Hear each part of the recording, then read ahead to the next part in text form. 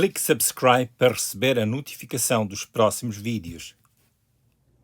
Saudações! As nossas palavras, sendo potencialmente instrumentos de influência e sendo a expressão da vontade, têm a capacidade de gerar ambientes que são propícios à germinação do bem ou do mal. Por isso, as palavras podem ser a causa da prisão emocional ou da liberdade da alma. As palavras, como portadoras da intenção, podem ser a causa de bastante benefício quando são positivas e animadoras. Sabemos que o oposto também é possível. Vejamos alguns versículos que referem os efeitos da língua, ou seja, das nossas palavras. Provérbios, capítulo 12, versículo 8, diz que a língua dos sábios é saúde, promovem saúde. Quando falam, dão aquele sentido de descanso e aquele sentido de tranquilidade e que promove o bem-estar. Provérbios 21, 23 diz: o que guarda a boca e a língua, guarda das angústias a sua alma. Provérbios 18, 21 diz: a morte e a vida estão no poder da língua, e aquele que a ama comerá do seu fruto. Este versículo diz-nos que há consequências que derivam das palavras. O que dá valor à língua, ou seja, às suas palavras, também terá os seus efeitos, ou o efeito dessas palavras. O sentido é que aquilo que a pessoa gosta em termos de palavras, em termos daquilo que diz, será isso mesmo que a pessoa virá a usufruir. Este é um princípio espiritual. A pessoa pode acreditar em Deus ou não, porém poderá não escapar aos efeitos daquilo que disser com intenção. A natureza das palavras faladas é refletida no seu fruto, isto é, no efeito das palavras. Se as palavras são expressas com intenção de bênção, então a bênção será manifesta no aspecto físico ou espiritual. Se as palavras forem declaradas com a intenção de amaldiçoar, o seu efeito poderá vir a ser manifesto na esfera natural ou também na esfera espiritual.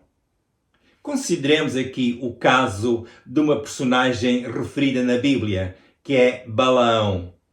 A história de Balaão é relatada no livro de Números, que é o quarto livro a partir do princípio da Bíblia, e nos capítulos 22 a 24.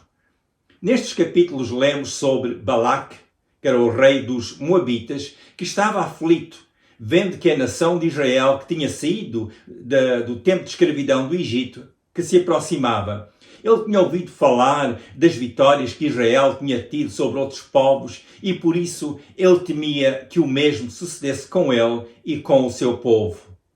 O rei Balaque então mandou chamar Balaão para amaldiçoar ao povo hebreu. Ele acreditava que a quem Balaão amaldiçoasse, que essa pessoa, esse grupo de pessoas ou até uma nação ficariam amaldiçoados. E se Israel fosse amaldiçoado, que então ele, o rei Balaque, poderia derrotá-los em batalha. Deus disse a Balaão para não ir fazer esse mal. Nós podemos ler em Números 22, versículo 12, que diz: então disse Deus a Balaão: não irás com eles, nem amaldiçoarás a este povo, porquanto bendito é. Mas tendo o rei Balaque insistido que Balaão fosse, o Senhor permitiu que Balaão fosse, mas disse-lhe para ele não falar palavras de maldição e só dizer aquilo que Deus lhe dissesse. O rei Balaque insistiu várias vezes e ofereceu riquezas para Balaão amaldiçoar ao povo de Deus. O rei Balaque também fez sacrifícios de animais, esperando aí algum favor divino. Balaão, porém, não pôde falar palavras de maldição. O texto bíblico diz que o rei Balaque levou Balaão para diferentes montes, pensando que houvesse a possibilidade de ele, desses lugares diferentes, tivesse em apenas algum deles alguma inspiração para amaldiçoar. Porém, Balaão não lhe pôde fazer a vontade. Balaão só podia ver a bênção que estava sobre Israel. Porém, em relação a Balaque e ao seu povo, a situação foi diferente. Deus não permitiu que Balaão proferisse palavras de maldição contra o seu povo Israel. Deus tinha abençoado o seu povo e nenhuma maldição poderia abater esta bênção de Deus. Deuteronômio 23, versículo 5 diz: Porém, o Senhor teu Deus não quis ouvir Balaão. Antes o Senhor teu Deus trocou em bênção a maldição, porquanto o Senhor teu Deus te amava. E estas foram as palavras que Moisés, o servo de Deus, depois relatou à nação, dizendo: Foi Deus que não permitiu que viesse maldição sobre vós, porque Deus vos ama. E esta é a bênção de Deus que está sobre o seu povo. É oportuno considerar uma pergunta que é feita com frequência. Será que maldições têm poder sobre a vida do discípulo de Jesus? Provérbios capítulo 26, versículo 2 diz: Como o pássaro no seu vaguear e como a andorinha no seu voo, assim a maldição sem causa não virá. Tal como o voar vago dos pássaros, assim também não virá a maldição sem que haja causa para isso. É interessante observar que o louco é assunto bastante comentado neste capítulo 26 de Provérbios. Pelo contexto deste versículo 2 de Provérbios 26, compreendemos que o louco, por falta de compreensão, poderá falar a maldição. Tais palavras não têm poder. Porém, o louco, por causa dos seus caminhos, por causa das suas palavras, poderá enfrentar consequências desagradáveis. Lendo as Escrituras, vimos que o povo de Israel estava coberto pela aliança que tinha com Deus.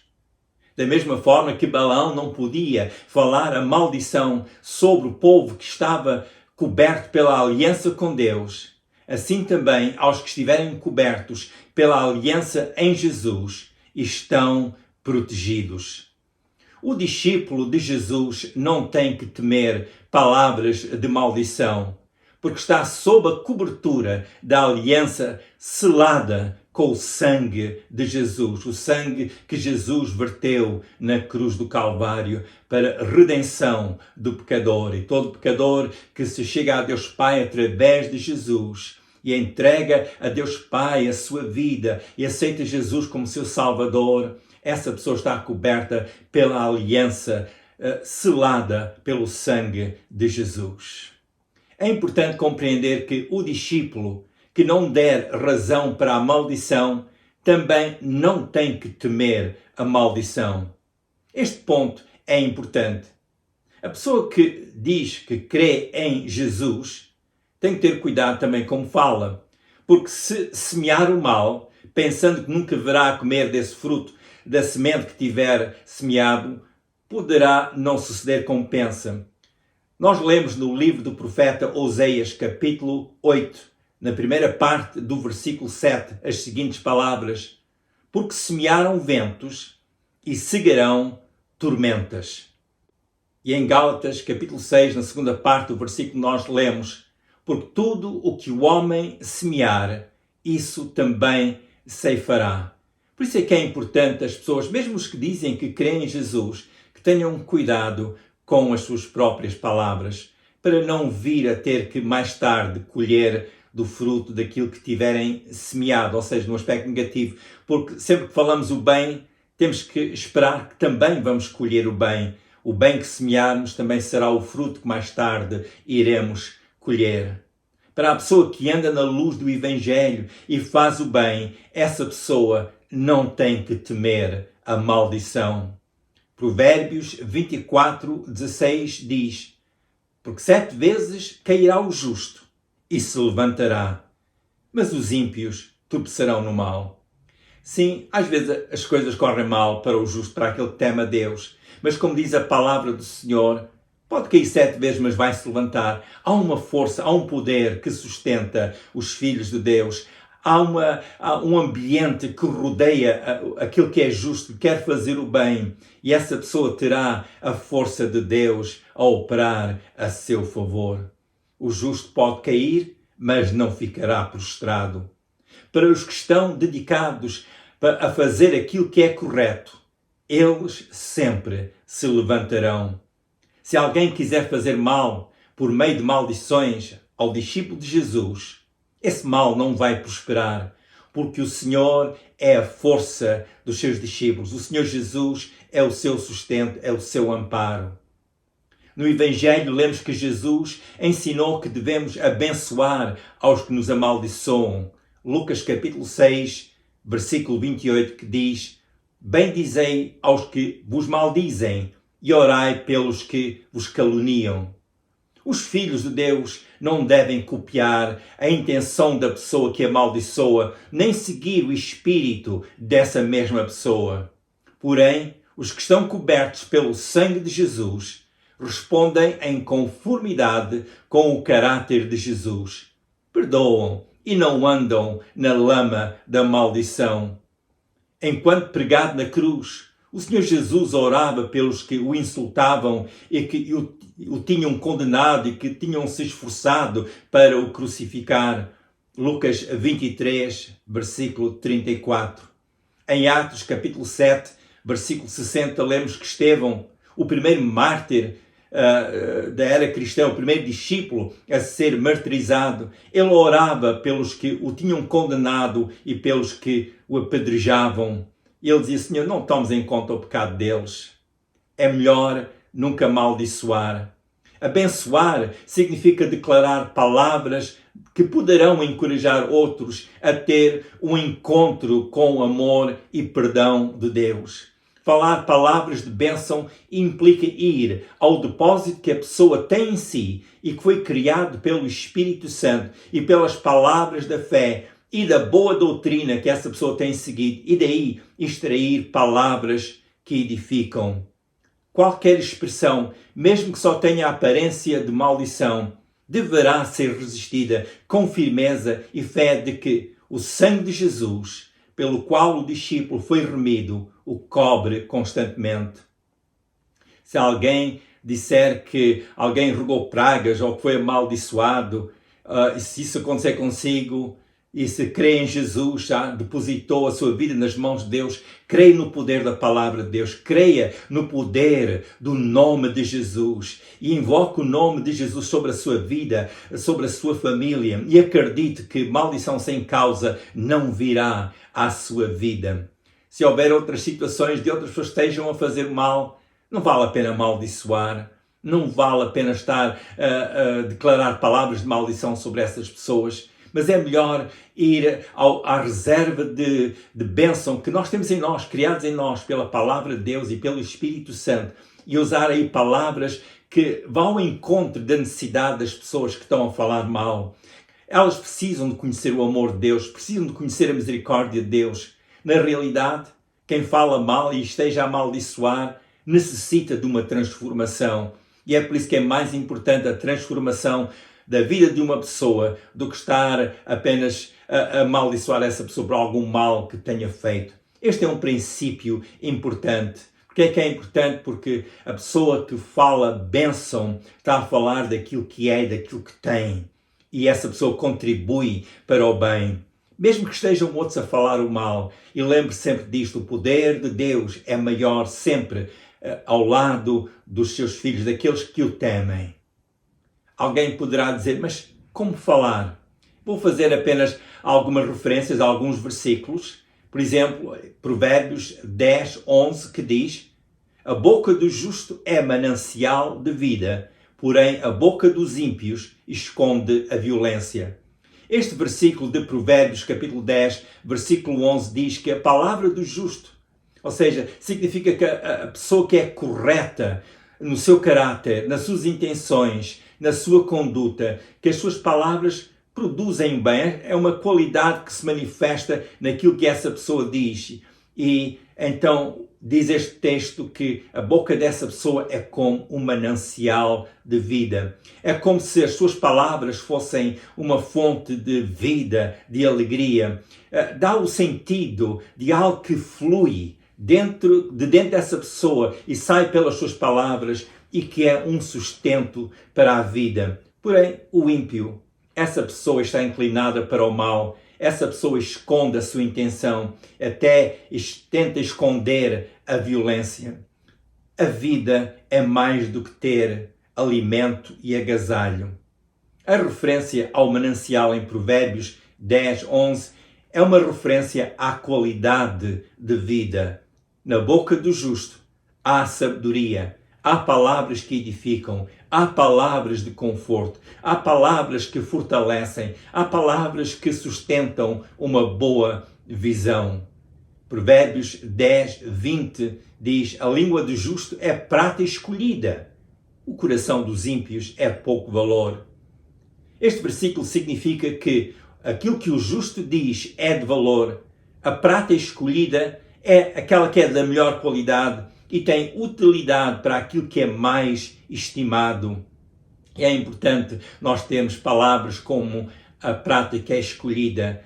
Pensamos nas palavras e preferimos palavras de valor, palavras que edificam, palavras que podem trazer conforto e até colocar o sorriso no rosto de alguém que esteja triste. Provérbios 10, 21 diz: os lábios do justo apacentam a muitos, mas os insensatos, por falta de entendimento, morrem. Significa que as palavras do justo são como sustento para muitos. Estas pessoas, as suas palavras, ou seja, o justo, as suas palavras são comparadas ao bom pasto para as ovelhas, porque está escrito que as palavras do justo apacentam a muitos. Constitui alimento que ajuda outras pessoas. Provérbios 16, 24. Provérbios 16, 24 diz: favo de mel são as palavras suaves, doces para a alma e saúde para os ossos. Vou repetir, Provérbios 16, 24. Favo de mel são as palavras suaves, sim. Palavras suaves que ajudam, trazem doçura, são doces para a alma e saúde para os ossos. Boas palavras, palavras doces, palavras de carinho, ajudam a manter a boa saúde, saúde da alma, saúde do espírito, até a saúde do corpo. Provérbios 15, 2 diz, Provérbios 15, 2, a língua dos sábios destila o conhecimento, porém a boca dos tolos derrama estultícia. Palavras de estultícia significa insensatez, loucura, tolice, disparates. A língua dos sábios destila o conhecimento, mas os tolos só falam disparates ou falam loucura, é o que diz a Bíblia. Significa que os sábios, pelas suas palavras, expressam bem o conhecimento. O sábio tem palavras que são úteis, palavras que tornam o conhecimento acessível a todos. Provérbios 15, 4 diz: uma língua suave é árvore de vida, mas a língua perversa quebranta o espírito.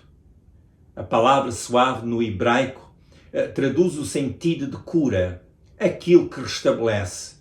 Portanto, uma língua suave é árvore de vida. Quando falamos palavras suaves, contribuímos bastante para a restauração da saúde. Pode ser saúde emocional, ou saúde física, ou até saúde espiritual. A língua suave é uma força. Como diz o versículo, é árvore de vida. Dá um amparo à vida, é um sustento que faz tanta falta. Então, nestes dias, faz uma enorme falta ter palavras de vida, palavras de encorajamento. A língua perversa quebranta, fratura, esmaga, mas o que fala palavras de vida contribuem para a saúde. Não só a própria saúde da pessoa que fala, mas para aqueles que o escutam. Consideremos as nossas palavras como um investimento. Palavras ditas com a intenção de edificar, abençoar. O efeito destas palavras voltará com o seu bom fruto. As palavras ditas como maldição também produzirão o seu fruto para quem as proferir, e esse fruto será sempre amargoso. É mais importante cuidarmos em dizer palavras suaves, palavras que edificam, palavras que encorajam, que fortalecem, vai ajudar bastante. Tomemos este conselho bíblico para nós, para nos ajudarmos a nós próprios e também para ajudar outros. Lembremos que o Senhor Jesus, ao dar a sua vida na cruz do Calvário por cada um de nós, embora estivesse sofrendo uma dor causada pelos homens e ouvia o escárnio das pessoas, ele mantinha-se diante do Pai em intercessão por cada um de nós. E Jesus venceu toda a forma de maldição. E hoje, pela vitória de Jesus, nós temos vitória sobre a maldição e viver na paz de Deus. Esta é a oferta que Deus dá a todas as pessoas. Alguém poderá perguntar, mas como é que eu posso receber? É fazer como Jesus disse. Ele disse, vinde a mim todos que estáis cansados e oprimidos, e eu vos aliviarei. Então nós vimos a Jesus, ouvimos as suas palavras, entregamos a Ele a nossa vida. Porque como Ele entregou a sua vida por nós, nós dizemos, Senhor, Jesus, eu me entrego a Ti para viver junto contigo. Eu aceito a salvação da minha alma, porque morreste na cruz para me salvar. É assim que nós falamos com Jesus, é assim que nós falamos com Deus. E falando com fé, saiba que Deus ouve. Faça essa oração a Deus. Tire tempo, um pouco de tempo todos os dias para ler um pouco da Bíblia. Tire também um pouco de tempo para falar com Deus todos os dias. E logo que possa, frequente uma igreja que ensina o Evangelho, pois vai ajudá-lo no seu desenvolvimento como discípulo de Jesus. Nós continuamos orando por vós. Eu e minha esposa, todos os dias oramos pelas pessoas que escutam estes vídeos, porque a nossa oração é que a salvação seja plenamente realizada nas vidas das pessoas que vêm a Deus. Isto é, possam receber de tudo o que Deus tem para dar àqueles que confessam a Jesus como seu Senhor e Salvador. Lembre-se, Deus amou o mundo de tal maneira que deu o seu Filho unigênito para que todo aquele que nele crê. Repare, Jesus morreu para salvar todos, mas aquele que nele crê, aquele que crê em Jesus, que crê nesta oferta que Deus dá, a promessa de Deus é que essa pessoa não vai perecer, ou seja, não entra na morte eterna, mas entra na vida eterna. E esta é uma dádiva que Deus nos dá e é o melhor lugar onde nós podemos estar. E a nossa oração continua sendo que esta salvação seja totalmente realizada na vida das pessoas. Que Deus vos abençoe. Se quiser ver os vídeos anteriores, vá ao YouTube, ao canal com o meu nome, Manny Bessa.